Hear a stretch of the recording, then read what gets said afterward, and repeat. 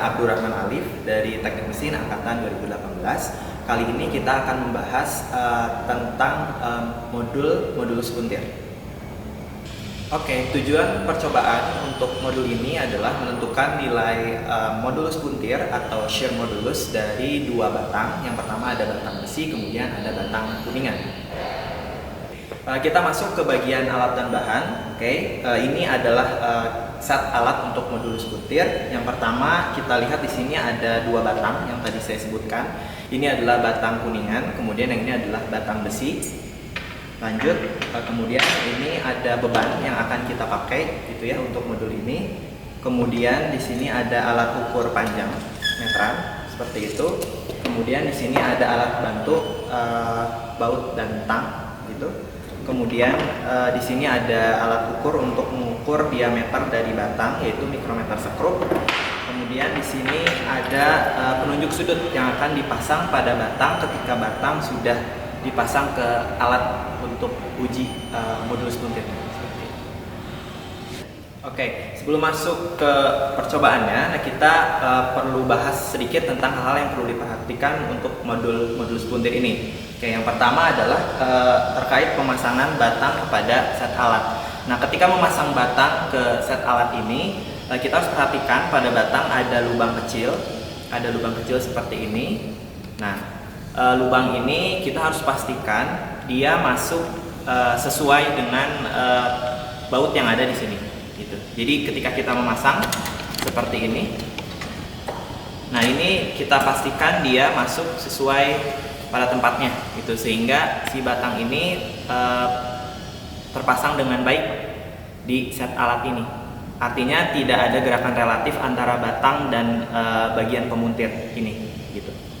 Itu yang pertama. Kemudian yang kedua terkait beban.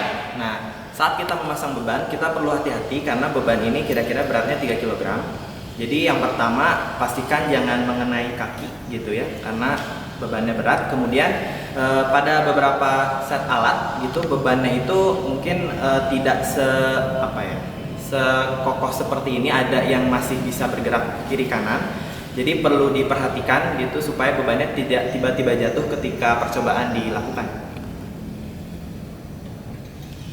Kita masuk ke bagian pengambilan data atau ke percobaan intinya. Oke, jadi untuk dua batang ini batang besi, ini batang kuningan, prosedur pengambilan datanya adalah sama. Nah, sebelum kita memasang batang ini ke set alatnya, nah terlebih dahulu kita harus mengukur diameter batang. Misal kita akan ukur diameter batang besi menggunakan mikrometer sekrup. Seperti ini, kita putar. Oke, di sini terbaca diameternya adalah 4,32 mm, gitu ya. Nah, kita catat nilai yang kita peroleh tadi. Nah, misal kita akan mengukur modulus puntir untuk batang kuning terlebih dahulu. Di sini saya telah pasang batangnya ke set alatnya. Caranya mungkin sudah diperagakan pada bagian sebelumnya. Nah, pastikan sekali lagi pastikan tidak ada gerakan relatif antara batang dan pemuntir di sini. Pastikan sudah kencang dan bagian ujungnya sudah tertumpu dengan baik, seperti itu.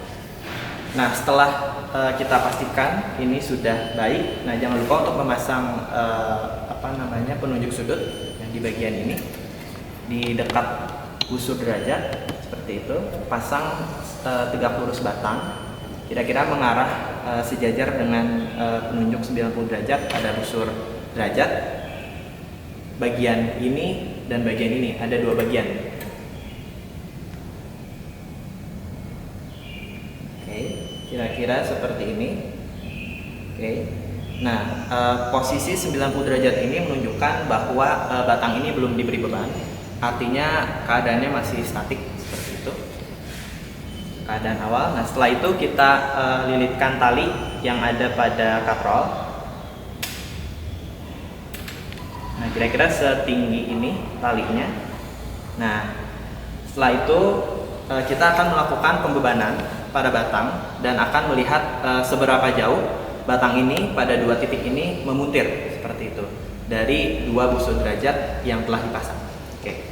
Nah, beban yang akan diberikan itu dimulai dari variasi, ada beberapa variasi. Ya.